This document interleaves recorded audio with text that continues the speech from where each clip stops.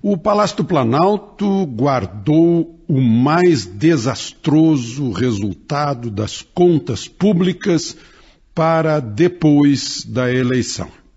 O desastroso resultado só foi divulgado agora, semana passada. É que o governo federal gastou, um mês antes da eleição, 21 bilhões de reais além do que arrecadou. Foi o pior resultado em 20 anos. O pior é que essa irresponsabilidade fiscal vai recair agora sobre todos os brasileiros, tenham votado ou não em Dilma. O rombo é de um tamanho que caracteriza país em crise. A dívida bruta subiu quase 600 bilhões de reais nos últimos 2 anos do governo Dilma. Está em 3 trilhões 132 bilhões, o que é assustador. No ano passado, o governo maquiou as contas públicas para disfarçar no ano eleitoral. Agora não tem como maquiar. Está grande demais o rombo, pior do que se esperava. E aí vem o temor a respeito daquilo que vai acontecer, que é subir ainda mais os impostos, que, como se viu, vão ser pagos mais pelos que não votaram em Dilma.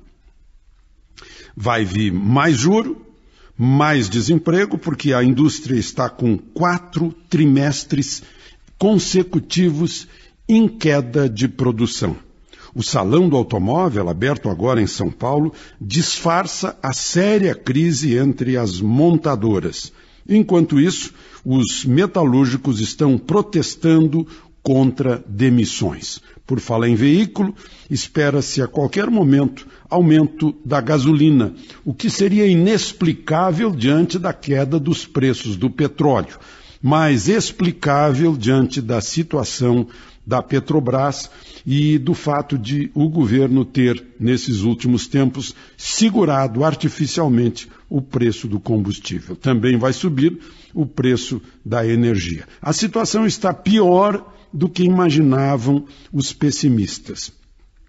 A presidente Dilma vai receber essa herança dela própria. Talvez um consolo para os que votaram em Aécio, que Aécio não vai receber esse tremendo abacaxi econômico do país. Por falar em Petrobras, o gerente de comunicação da Petrobras para o Nordeste, esse que faz patrocínios e tal, descobriu-se, o Ministério Público, que ele tem uma rede de postos de gasolina em nome da mulher dele e contratos de fornecimento de combustível com prefeituras às quais ele dá patrocínios no sul da Bahia. A empresa tem a cor do petróleo, chama-se Ébano Derivados de Petróleo. E não é só aí que fica a ironia de nomes. Um dos prefeitos envolvidos se chama Robério. Pois é um círculo vicioso. O Ministério Público está investigando. Bom, está havendo protestos. 28 cidades fizeram protestos, inclusive São Paulo e Brasília, contra a reeleição de Dilma. Isso não é democrático, é perdedor que não reconhece que perdeu. O próprio candidato Aécio reconheceu logo o resultado das urnas. Não adianta fazer isso. O que tem que fazer é manifestação pela educação no Brasil. Ou nunca vamos saber eleger. Por exemplo, a delação premiada já mostrou 28 deputados, senadores, governadores, gente que os eleitores brasileiros escolheram, né? E agora estão nas mãos do relator do Supremo, o catarinense gaúcho Teori Zavascki. Está nas mãos dele a decisão de abrir ou não inquérito contra essas pessoas. Teori Zavascki foi indicado por Fernando Henrique para o Superior Tribunal de Justiça, nomeado por Lula para o Superior Tribunal de Justiça, depois nomeado por Dilma, ministro do Supremo.